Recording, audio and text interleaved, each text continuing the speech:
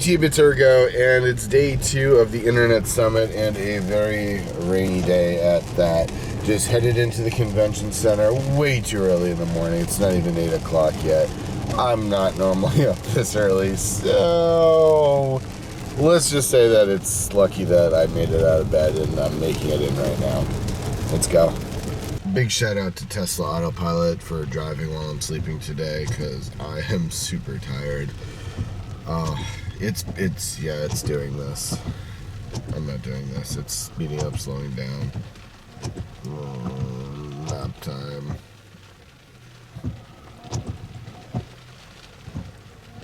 Go, people, go.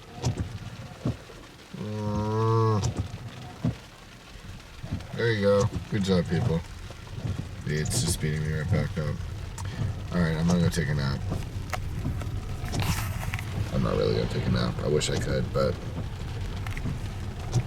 yeah. We'll be there soon, maybe.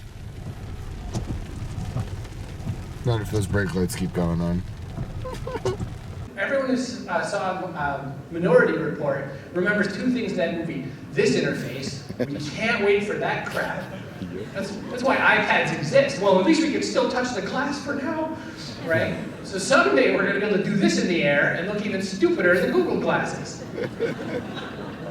You know, Bluetooth, look at how tech just makes us look stupider as we go. Bluetooth headphones. You know, back when you used to talk to yourself, people just thought you were weird. Now no one knows if you're talking to them or somebody else. Google Glass, even worse. We just finished day 2 here. Dave and I think, are just drowning in information at the moment here. We had, I think altogether 15 sessions that we were at. I couldn't really tell you exactly what happened at this moment. Need a little time to digest everything.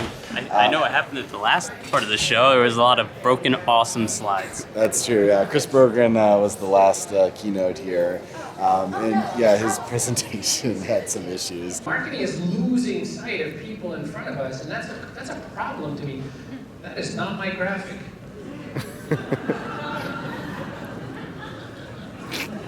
I'm not gonna lie, I don't even know what that is. This might be interesting. There, that's one. Huh. What do y'all think that looks like? It looks like a weird kid's head, doesn't it? But it was a good presentation. At one point, actually, I think the funniest part I had, I wasn't recording it, but at one point he's on stage and he's like, I think I just got rained on. That's the first time that ever happened. Yes, Raleigh Convention Center leaks.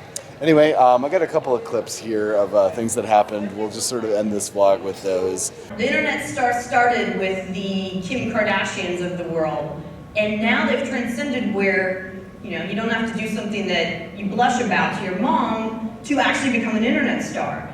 We have this platform, whether it is on Vine, whether it is on Instagram, YouTube, Vimeo, all of these opportunities to get your content out there.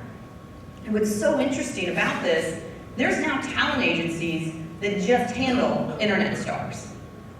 So look at this guy. Does anyone know who this is? This is Nash Gear. So he doesn't sing, he doesn't dance. Well, he tries to, but he's not very good at either of them. And I think he's now about 18 years old. This kid is incredible. He's a Vine star. This is where he got his stardom, was off of Vine. So he makes $25,000 to $100,000 from brands for shooting Vine commercials. That's 6 seconds. Again, these are not high production value content. This is 6 seconds of Nash talking about how great some product is. But why does this work? Why would anyone pay this kid or anyone else who's an internet star any money? Well, the reality is if you look at their engagement, you look at how they deal with their fan base, it's incredible. It is simply incredible. As marketers, and especially if anyone who's a data marketer in the room, we look at their, we look at their followers, we look at, their likes, their retweets, whatever that is, and immediately came to my mind is thoughts. This is incredible. This is fake. This can't be right. I dug in deep, which ends up being a little creepy because he was like 17 years old, but you dug in deep and you started looking, and not only are people talking to him, but he's talking back. he's engaging with everyone. And he built up this ridiculous following. Ridiculous. And he's not the only one. He's one of many. There are Snapchat celebrities. There are, the Instagram bloggers. There's all sorts of opportunities there. In this world of freebooting, when you have Facebook accounts like that of Tyrese Gibson, who has solely built this entire Facebook presence on the freebooting movement, from a threat standpoint, what do you think as this war plays out between Google and Facebook and them trying to step on each other's toes and play in each other's lane? You use the analogy of walled gardens earlier, Jeff. I'd love to hear your opinion about how you think freebooting plays into that sort of ecosystem. Well, just to clarify for everyone, for anyone who doesn't know, it's freebooting where someone just ripped the video from its rightful owner on YouTube or wherever it lives and then uploads it to Facebook as though it's their own video.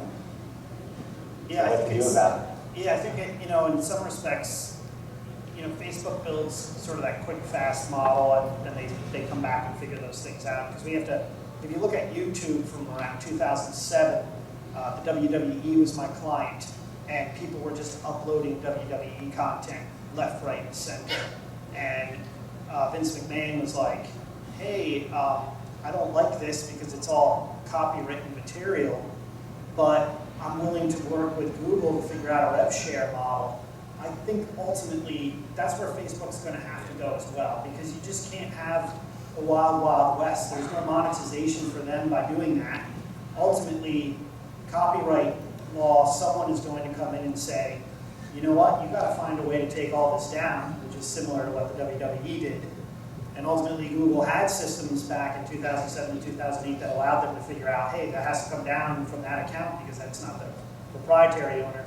It just takes a little bit of time, I think, in the tech world to catch up with that. That's one of the areas where it's, the internet doesn't always apply to the law, so to speak.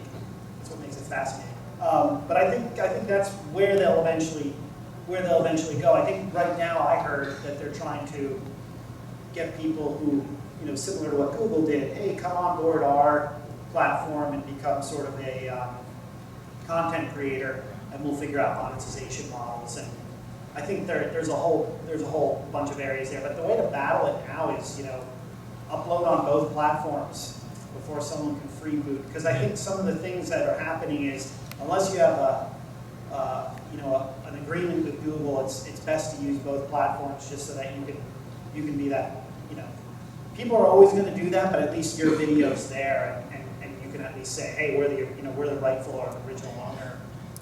Usually, if we think about how things spread, it usually goes back to the original domain in some respects. So that's the only way that I can see sort of battling it in the short term until they figure out the legal side of things. Freeboot yourself. Thanks for watching, guys. Thanks for commenting, liking, and subscribing, and we'll see you guys again. Well, I'll see you guys again tomorrow. Actually, you'll see him again tomorrow, too. We did a video. Yeah, you'll see him tomorrow, too. Take care.